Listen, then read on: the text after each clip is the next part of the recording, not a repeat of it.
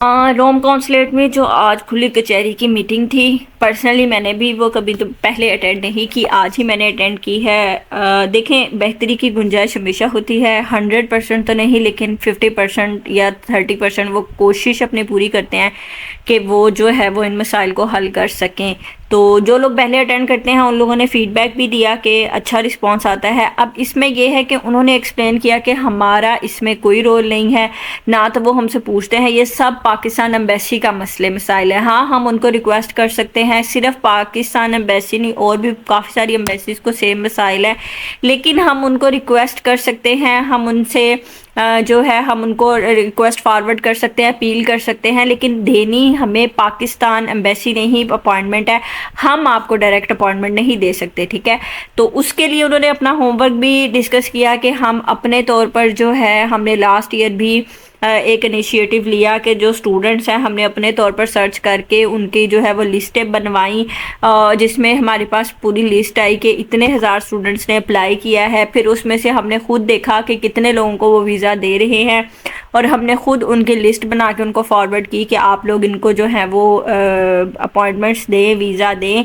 तो उसके अगेंस्ट जो हमारे पास डाटा आया, 700 स्टूडेंट्स को दी गई सक्सेसफुली।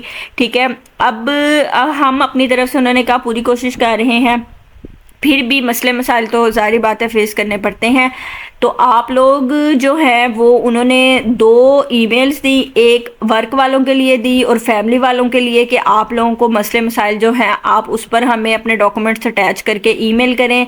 फिर दूसरी जो दी वो उन्होंने ख़ास तौर पे स्टूडेंट्स के लिए दी और अपना फ़ोन नंबर दिया, जो उन्होंने online broadcast phone number WhatsApp बनाया हुआ है वो दिया, कि आप लोग उसके ऊपर भी अपना मसला जो है वो लिख कर और बताएं कब की आपकी इनरोलमेंट समरी आई हुई है, कब का आपकी जो डिटेल्स हैं वो सारी आप हमें मैसेज करें।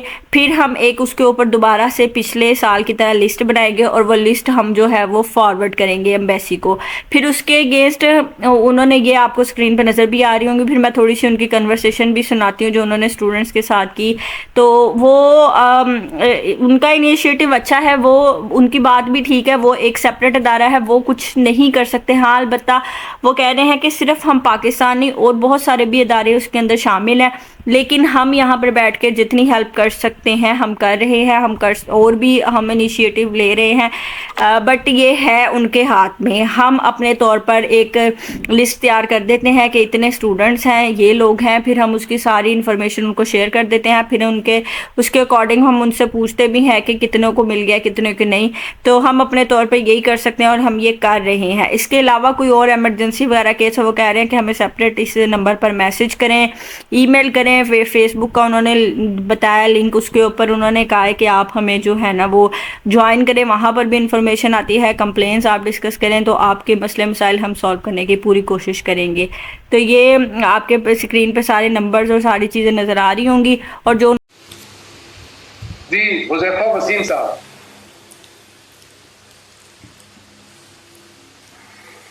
जी सर, अस्सलाम वालेकुम। आवाज़ आ रही है मेरी? जी बोलिए सर। मेरी एक क्वेरी थी कि मुझे ना तकरीबन जून के एंड में मुझे मेरी समरी मिल गई थी, प्री इनरोलमेंट लेटर यूनिवर्सिटी की तरफ से।